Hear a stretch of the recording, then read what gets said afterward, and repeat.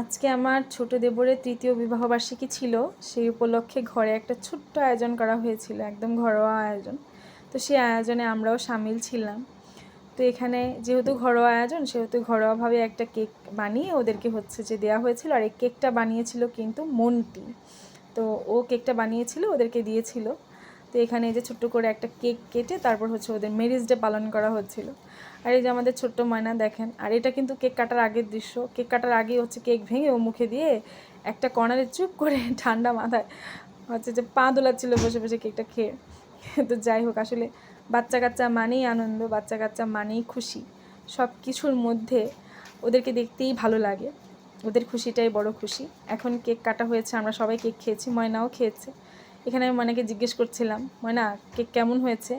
ও আমাকে ইশারায় বলছিল হ্যাঁ কেক মজা হয়েছে। আসলে ওর মুখে তো কেক ছিল, ও হচ্ছে মুখে কোনো উত্তর দিতে পারছিল না। ওই ইশারায় আমাকে বলছিল মজা হয়েছে মজা হয়েছে। আসলে এগুলো দেখতেই আসলে ভালো লাগে। আর তারপর আমরা কেক খাওয়া শেষ করে এখানে রাতের খাবারে চলে এসেছিলাম। ও আমার ছোটো যা হচ্ছে ঘরে রান্না করেছিল fried rice, chilli chicken, Chinese vegetable, এগুলোই আজকে ছিল হচ্ছে মেনু, ম্যারিজ ডে মেনু। আর এই যে যার ম্যারিজ ডে, এই ভদ্রলোক খেতে বসে গেছে। আমি ওকে বলছিলাম কি রে, তোরই ম্যারিজ ডে, তুই আগে খেতে বসে গেছিস, সেটা কেমন হলো? আমরা না অতিথি এসেছি, আমরা আগে খাবো। আর তারপরে আমার এই কথা বলার পর ওর এক্সপ্রেশনটা এরকম ছিল যে ভয় পেয়ে গেছে। যাই হোক, ও একটু এরকম। খাওয়া শেষ করে কোল্ড ড্রিঙ্কস খেয়েছিলাম, এই তো।